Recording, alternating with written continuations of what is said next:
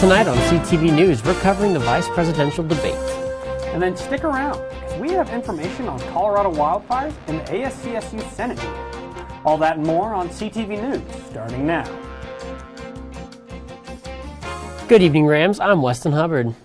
And I'm Kenneth Frederick. Welcome to the Tuesday Night News Show. We have so much to tell you about tonight, so let's get right into it.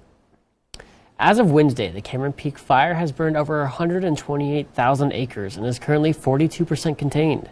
In total this year, over 500,000 acres of forest has been destroyed. The Pine Gulch Fire engulfed nearly 217 square miles of land, totaling 140,000 acres. Both fires were surpassed by the Mullen Fire, which has become the largest wildfire ever in Colorado, with over 160,000 acres scorched. With air quality being poor in northern Colorado, city and state officials urge residents to stay inside and to, if possible, exercise indoors. Last night was the first and only vice presidential debate featuring Senator Kamala Harris and current Vice President Mike Pence. It may not have been as confrontational as the presidential debate 2 weeks ago, but it was still a tense debate. This week's debate was hosted by USA Today's Washington bureau chief, Susan Page, in Salt Lake City.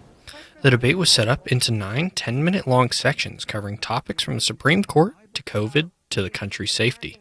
The debate may have been more tame than the presidential one last week, but many topics sparked heated moments between the vice presidential candidates. Topics such as racial justice and the Green New Deal were some issues that Harris and Pence agreed they couldn't disagree more on. Coronavirus was one of the biggest topics of the night. Harris was attacking Pence and Trump's administration for withholding information of the virus back in January. Can you imagine if you knew on January 28th, as opposed to March 13th, what they knew, what you might have done to prepare? Pence defended the president by saying that Trump didn't want the public to worry about their safety. One big issue with the debate was question dodging by both candidates. Harris dodged questions around expanding the Supreme Court if Amy Coney Barrett is confirmed before the election. She wouldn't answer the question, only saying that her and Joe Biden believe the next president should fill the vacancy left by Ruth Bader Ginsburg. Pence also dodged questions asked by Page. When asked if he and Trump would commit to a peaceful transfer of power after the election, Pence said that he and Trump wouldn't have to worry about that. Well, Susan, first and foremost, I think we're going to win this election. There are 2 more scheduled debates between President Trump and former Vice President Biden before the election next month, although Trump announced this morning that he would not attend the next debate because he thought a virtual debate would be a waste of time. As the election nears closer, we'll do our best to keep viewers updated and informed on all new information that we receive. 23 people have been indicted in a large-scale heroin trafficking ring in Denver. Last September, federal agents seized 33 kilos of heroin and $100,000 in cash. United States Attorney Jason Dunn's office, along with Denver Field Division of Drug Enforcement Agency, announced Wednesday that 23 people were indicted on 37 counts. The defendants face charges such as conspiracy to distribute and transport heroin, money laundering, and using phones involved with trafficking drugs. Tuesday afternoon, Governor Jared Polis held a press conference to update Coloradoans about our situation with COVID. He even had a COVID test done on him while he was on stage. In many moments during the speech, he criticized the president, saying things like, "We don't all have the ability to have the same quality of care that the president does when he gets ill." But the conference also talked about the future for Colorado. Polis talked about transmission rates going down in people who are between the ages of 18 and 25, but increasing in older people. This is a trend that Polis said could not continue if we're going to keep hospitals from being overwhelmed. Saliva tests are showing promising results for COVID testing. These tests could help Colorado State University increase testing capacities to 3,000 tests a day. The Saliva Direct tests recently used on students and staff are significantly cheaper and easily available in comparison to the current test. CSU has used 1,000 saliva tests with 5 positive results so far. Associate Professor Mark Zabel says that once they collect enough negative and positive tests to compare to the FDA's approved test, they can send them to the FDA emergency authorization approval. I do think it is really cool that we have this technology that is able to detect that stuff this fast now, which is crazy. You know, I'm actually really grateful. I had to go get one of those tests a few weeks ago because my roommate started having a cough. Mm-hmm. So, you know, I think it's really important that we're able to get these tests out so fast and so locally. Everyone deserves to get their results as soon as they can. So, 2 COVID overflow sites are shutting down due to the lower hospitalization rates than predicted. 5 care sites were built around the state in April in case of the hospitals hitting a critical mass of patients. The sites that are closing are located in Grand Junction and at the Larimer County Fairgrounds and Events Complex in Loveland. The 2 temporary facilities have not seen any patients yet and are being closed in order to save the state money on their operating costs. The ASCSU Senate is here and ready to change campus, but first came a big change to how they are doing their meetings. ASCSU still has work to get done, and they have to hold their meetings somehow. Due to coronavirus, however, that does put some complications on what they can do. What's going on, Rams? I'm here in the LSC, where a lot of you are probably used to having the ASCSU Senate meetings held. However, there has been a change, and we are here to update you on that change and show you the new way you can get your information from the ASCSU Senate. The members of ASCSU have taken to using Zoom as a way to still have their weekly meetings and therefore discuss important topics that they can. If you've been keeping up with ASCSU or CTV whatsoever, many of these faces may look familiar to you, such as newly elected president of ASCSU, Hannah Taylor, or newly elected Speaker of the Senate, Christian Dixon. However, there were other faces that were definitely recognizable, such as Senator Reyes and Senator Hill, people who ran against Dixon in his initial campaign for Speaker of the Senate, but now are a part of the overall senators who make up the Senate as a whole. Despite the fact that they were opponents, they definitely are here together now to set a better example and have a common goal set forward for what they can accomplish in the Senate. Many important issues were discussed last night, most notably, though, who would be the Vice Speaker of the Senate. That role was voted on by the entirety of the Senate, and it fell onto Tristan Reyes, Christian Dixon's previous opponent, now going to be his right-hand man within this entire year of ASCSU. Make sure you stay tuned every week to CTV so we can give you the updates on the ASCSU Senate and what happens during these meetings. Regardless of the circumstances, ASCSU is still finding ways to get their business done in whatever way they can. U-Turn is an academic event that takes place every year here at CSU. The 2-day event is put on by the Institute of Learning and Teaching, or better known as TILT, on campus. The event is meant to be a turning point for students who are struggling during the year. There are 3 workshops that U-Turn will offer: study strategies, time management, and this year's new event, success in an online course. According to TILT's website, U-Turn is a helpful resource that boosts academic success on campus. A Colorado man was attacked by an elk this last weekend. 41-year-old Zach Bornhoft was on his second-to-last hole at the beautiful Evergreen Golf Course when an aggressive bull elk, the Evergreen, charged him and his friend. They tried to get away in a golf cart, but Bornhoft was impaled on his backside by his right hip. The attack was so severe it sliced his kidney into 2. Unfortunately, with fall being elk's mating season, many of them are territorial and more aggressive. Thankfully, Bornhoft has a wife and 7 kids who are happy to hear that he will make a full recovery after this scary ordeal. Anyone who's driven on College Avenue knows that traffic can be backed up for over a block at times. The drive-thru at Raising Cane's has been popular in Fort Collins for a long time as well. Sometimes that means they have drive-thru lanes that spill over onto College Avenue. The problem's only gotten worse with the pandemic and the closing of indoor dining options. To remedy this issue, Raising Cane's has asked the city for permission to extend their drive-thru into 2 lanes to keep cars off of College Avenue while they wait for their chicken. If this change is approved by the city, it'll mean a smoother experience for both Raising Cane's fans and Fort Collins city drivers alike. So here's the deal. I used to work at Chick-fil-A, so it's kind of taboo for me to go to Raising Cane's. But surely you've had Raising Cane's. Oh, I have, but the thing is, it's my pleasure not to go there. You can't say that as a Fort Collins, resident as well as a CSU student. It's just a staple. I will admit the chicken and Texas toast do slap. Absolutely. This week's City Council meeting was one for the books, lasting a total of 7 hours. Earlier this week, on October 5th, City Council had a 7-hour council meeting that ran until 1 in the morning. One of the main discussion topics was the 393-page budget recommended by the city manager. Many residents voiced their concerns, saying the budget was difficult to navigate and understand. City Council member Julie Pignataro explained, "It's $700 million. You can't put it in 2 pages, you can't put it in 20. It's something you keep improving." People from all over Fort Collins asked that the budget focus on areas such as finding a continuous source of funding for Parks and Rec, allocating resources towards legal representation for immigrants, cutting police funding, and preserving transportation. One council member brought up the projections for job reduction in the workforce. Chief Human Resources Officer in Fort Collins, Teresa Roche, said that there were no planned reductions under the current budget proposal.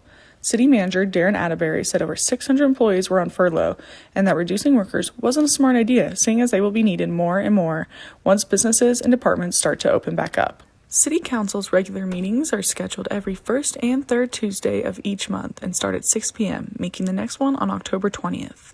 If you are interested in finding out more about the 2021 recommended budget, more information can be found on the City of Fort Collins website at fcgov.com. Make sure to check out the Fort Collins City website to stay informed on what is happening. Well, that concludes our news segment for tonight. Make sure you stick around and see what's happening in entertainment with Angel Cooper up next. Dad? Just 1 minute, okay? Hey, Bobo, do trees tell each other stories? I'm sorry. I'm afraid I don't know that. Hey, why don't we go find out?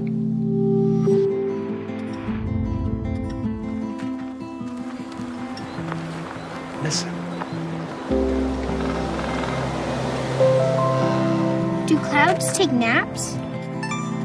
I couldn't tell you.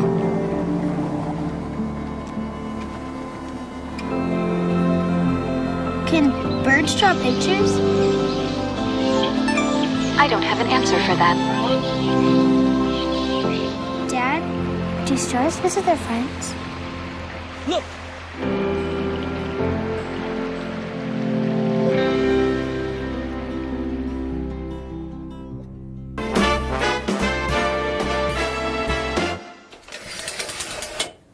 Welcome back, Rams. I'm Angel Cooper, and I'm your entertainment anchor for Thursdays. We have a lot of entertainment news to talk about, so let's get started. School of Rock, and no, I'm not talking about Jack Black's School of Rock, but same name, is hosting its grand opening this Saturday on October 10th at Foothills Shopping Center in Midtown, Fort Collins. School of Rock focuses on classic rock rather than classic Beethoven.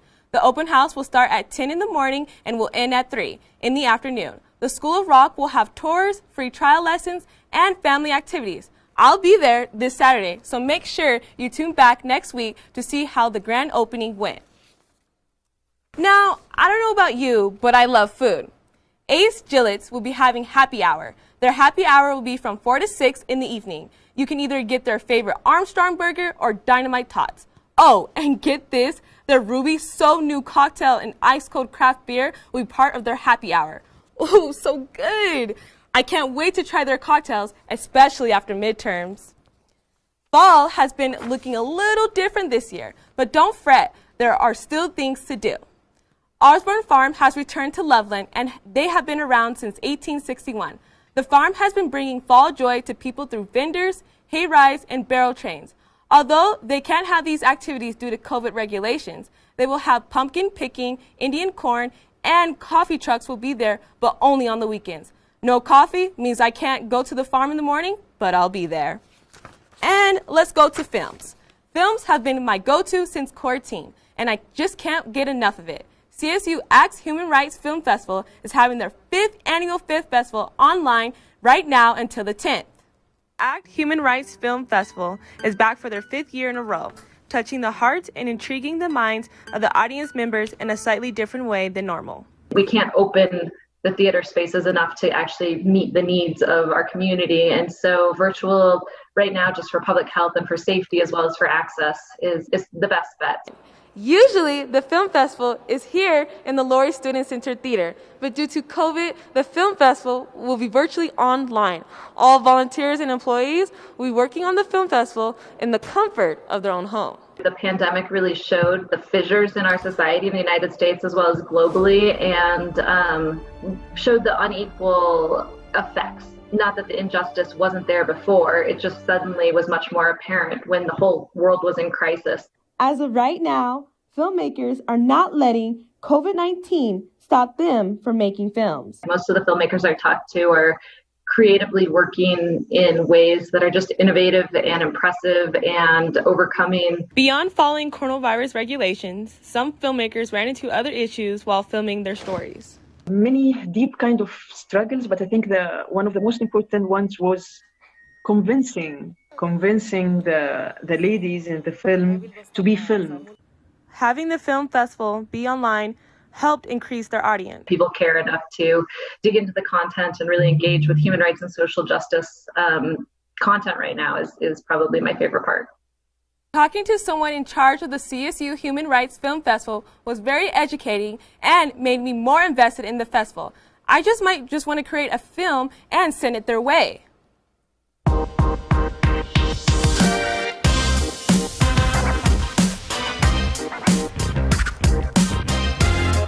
Welcome to What's the Hype, where I'll be filling you in on what's popping on social media.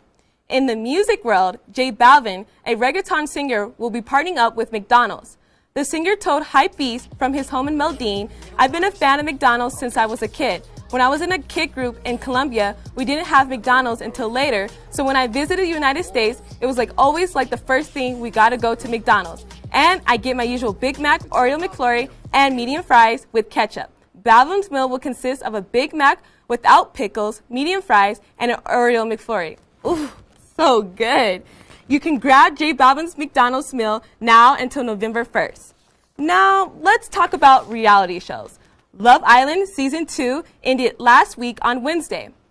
After surviving a month of dumpings, recoupling, and Casa Amor, America chose their favorite couple out of the Final Four to win $100,000.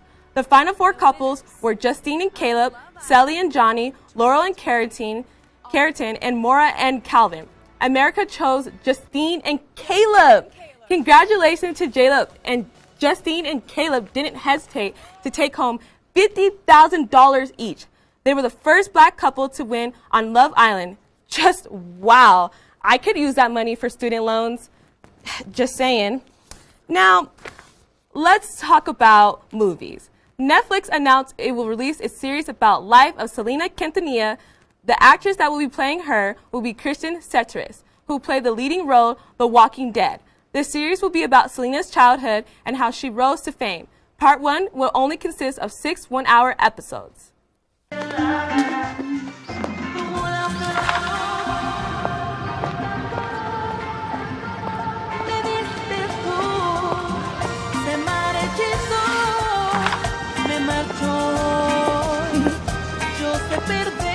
I'm kind of curious to see how the Selena series will be different from the Selena movie.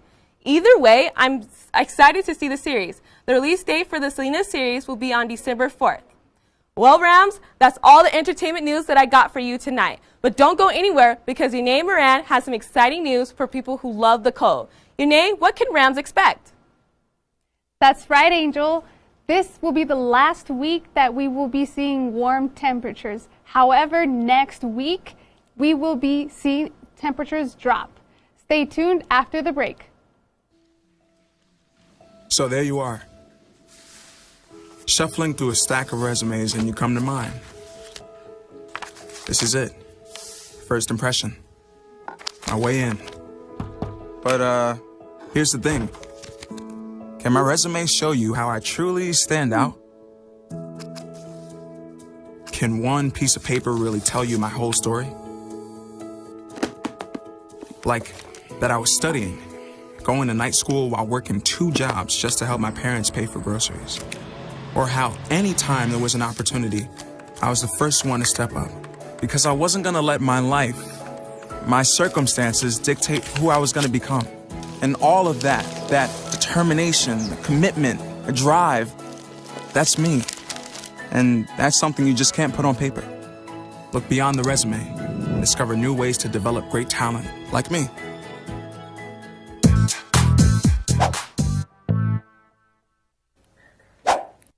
Welcome back from the break, Rams. I am Yanae Moran here with the weather report. Let's go ahead and take a look at our current conditions. Right now we are at 77 degrees. We do have an alert for poor air quality, which does cause the hazy moonlight, but we have mild winds at 5 miles per hour. Now, what was it like today on campus? Today on campus, it was beautiful outside. We did have very warm temperatures, and students were not wearing sweaters today, which was very nice to get around and walk around and get to class. However, we do see leaves falling now, so it looks beautiful outside. The leaves are starting to change colors, and it is perfect weather to take pictures outside with your friends. Now let's go ahead and take a look at our overnight lows. For our overnight lows along our I-25 corridor, in Fort Collins, we will be at 51. We do have higher temperatures this week for overnight. Denver at 57, Colorado Springs at 54, and then Pueblo at 52. Along our mountainside here, Grand Junction will be our highest at 48. And then along our eastern side, Sterling at 41, and then Lamar at 46. So maybe for tonight, you can turn off your heater. Now for tomorrow's highs, we will be expecting in the 80s along our front range here. So Denver at 85, Colorado Springs at 82, and then Pueblo at 89. In our mountainside here, Grand Junction at 82, which is our highest.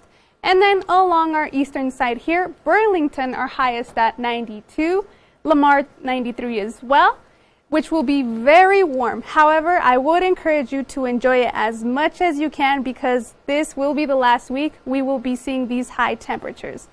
Now for tomorrow's forecast in Fort Collins, we have a high of 85 with a low of 48. We will be seeing sunshine and clouds, and then winds very mild, 6 miles per hour heading southwest. And then if you are an early riser and like to beat the sunrise up, it will be at 7:05. And then the sunset at 6:28, Now for our 5-day forecast, it looks like, again, Friday, we will be at 85 with a low of 48. Saturday, we will be mostly sunny with a high of 83 and a low of 52. Sunday, going back down to 71 with a low of 40. And then Monday, we are dropping to our 60s at 65 with a low of 40, but it will still be sunny. And then Tuesday, again, back up to 72 and a low of 42. Well, Rams, that is all we have for the weather. But don't go away just yet. Stick around to hear what is happening in sports with Brendan Fairbairn. Find out what the CSU football schedule will look like after the break.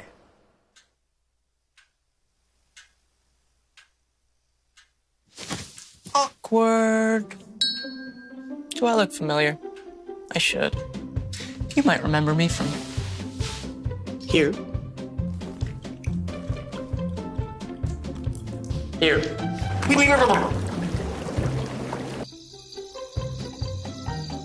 Or maybe even here.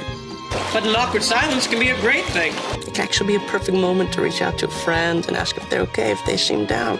Doesn't matter how you say it. You all right? Everything's okay? All G? You all right, girl? Oh, you cool? You bug and dog. Just show you're there for them.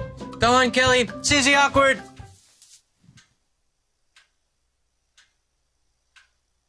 Hey, you haven't really been yourself lately.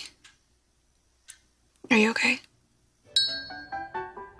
Find out how you can help a friend with their mental health at seizetheawkward.org.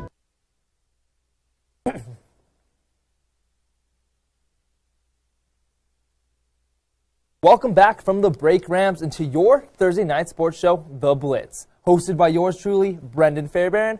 CSU's new 8-game conference football schedule is getting closer and closer, and the MLB playoffs are starting to heat up in the second round. With this being said, I have a lot of sports action to cover for you all tonight, so let's jump right in. The 2020 season will mark the first time the Rams have had an 8-game regular season schedule since the teams returned following World War II in 1945.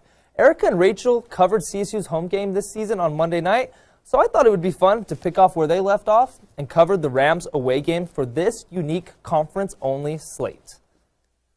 Starting the traveling off in Week 2, the Rams make the over 1,000-mile trip west to Fresno, California to play the Fresno State Bulldogs for their first away game of the season. The Rams beat the Bulldogs last year to a score of 41-31. CSU's quarterback Patrick O'Brien's dominant aerial showing with 322 passing yards and 2 touchdowns through the air, and running back Marcus McElroy's 117 yards and 2 touchdowns on the ground carried the Rams to an offensive clinic of a game, with over 500 total yards of offense and ultimately a comfortable victory over the Bulldogs. If CSU wants to have a similar result in Week 2 of this year, they need to go back to the same formula, relying on the arm of Patrick O'Brien to open up the box for McElroy to find some room on the ground and pave the way for a balanced offensive attack. For the Rams defense, they need to contain the Mountain West leader in rushing touchdowns from last year, Ronnie Rivers, who absolutely torched the Rams defense in last year's matchup for 146 yards and 2 touchdowns. Moving to Week 4 now, the Rams will take a tough trip up north to Boise, Idaho to take on the 2019 Mountain West champions and perennial conference powerhouse, Boise State.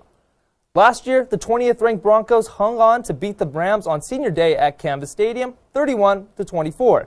The Broncos were led by a 3-touchdown performance from quarterback Jalen Henderson. For the Rams, their top performer on the offensive side was star tight end Trey McBride, who had over 100 yards receiving and a touchdown on the afternoon. Boise State will look a lot different on offense this year with the departure of last year's co-offensive coordinator Zach Hill for Arizona State and the promotion of quarterbacks coach Eric Hisu to fill the position, as well as the return of sophomore quarterback Hank Backmeyer, who was injured for last year's meeting. The Rams offense, a unit that was ranked 3rd in total offense in the Mountain West, last year will have to fire on all cylinders to compete with the Broncos defense that ranks 2nd out of all teams in the conference just a season ago. Now let's head closer to home for CSU's Week 6 matchup. The Rams won't have to travel far to play their rivals, the Air Force Falcons, down just in Colorado Springs. Last season, Air Force won the Ram Falcon Trophy for the 4th year in a row by a score of 38-21, running their triple option offense to perfection. The Rams defense struggled to contain Falcons quarterback Donald Hammond, who finished the November night with 4 total touchdowns. Rams QB Patrick O'Brien had a pretty good game through the air with 2 touchdowns and over 300 yards passing, of course besides the game-sealing pick 6 at the goal line with just a minute left in the game. With CSU's star receiver Warren Jackson opting out of the season, the Rams will have to rely on pass catchers Trey McBride, Dante Wright, and Nate Craig Myers to control the pace of the game against the Falcons, whose defense allowed the 8th most yards per game in the Mountain West play last season.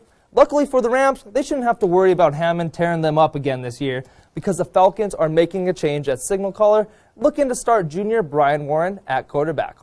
For CSU's 4th and final away game of the season, they travel back to California to play the San Diego Aztecs for their 2nd straight game on the road.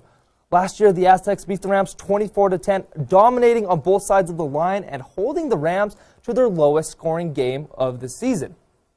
Even though the Rams held the Mountain West's best pass defense in yards per game last year, they still struggled in terms of passing touchdowns allowed to opposing receivers, giving up 12 passing scores throughout the 2019 slate. San Diego State was no exception. Aztecs quarterback Ryan Agnew had a productive night, throwing for 3 touchdowns, while the Rams only had 1 touchdown the entire game, coming when the game was already way out of hand in the 4th quarter. This season, the Rams will need to rely on balance on both sides of the ball and keep San Diego State's phenomenal defense guessing. Last year, the Aztecs had a defense that ranked even higher than the conference champions, finishing 2019 as a conference #1 total rated defensive unit. Even with this amazing group, San Diego State's offense stands as the absolute opposite, ranked as the Mountain West's worst offense. This could easily be a low-scoring battle where the offense that makes the least amount of mistakes come out on top. CSU football is still 2 weeks away, but the MLB playoffs are already in full swing with only 8 teams remaining in the postseason's 2nd round. For contender or pretender, this week, let's take a look at the ALS top team, the Tampa Bay Rays, who finished the regular season with a stellar 40-20 record. Despite the successful season so far, the question still remains with only 1 World Series appearance coming back from 2008. Can the Tampa Bay Rays take home their first World Series? Well, let's take a look. Let's look at hitting, the first thing that they don't do the best. There is no question the Rays have been struggling with their hitting all season long. They'd even place in the top 10 teams in runs, hits, home runs, RBIs, and hitting average in 2020. A very, very rare stat to see from one of the MLB's frontrunners. Tampa Bay's only bright spot on offense is second baseman Brandon Lowe, and you can argue his play hasn't been great either. Lowe on the season had 36 runs, 30th in the league, 52 hits, 70th in the league, 14 home runs, 18th in the league, 37 RBIs, 26th in the league, and a 0.269 batting average that was 59th in the league. Moving on to pitching. Making up for their offensive woes, pitching was the main reason the Rays were able to clinch the first seed in the ALS. Tampa Bay was third in the league in terms of earned run average with 3.56, 14th in hits allowed at 475, and 6th in both home runs allowed at 70 and total strikeouts at 552. The Rays' effective pitching is led by pitching trio Tyler Glasnow, Blake Snell, and Charlie Morton. Between the three pitchers, they have a 4.02 earned run average and a .235 batting average against them. You could argue they are one of the best pitching duos in the league. It's obvious to say the Rays aren't the most balanced and well-rounded teams in the MLB. Average hitting and inconsistent pitching isn't a formula to win a World Series. Tampa Bay can't expect to rely on Lowe and Glasnow to take them to the promised land. I could see the Rays beating the Yankees in the ALS due to having New York's number in the regular season, winning 8 out of 10 times they played. This might be hard for diehard baseball fans to hear, but I truly feel the Houston Astros, despite their past, will represent the American League in the World Series, eliminating the Rays in the LCS. I'm sorry, Tampa fans, but the Rays are pretenders in my book. But hey, at least you still have the TB12 and the Bucks, right? Well, Rams fans, that's all the sports action I have for tonight. Make sure to tune in next Thursday for my thoughts on the new NBA champion. Have a wonderful weekend, and we'll see you on Monday for CTV Sports.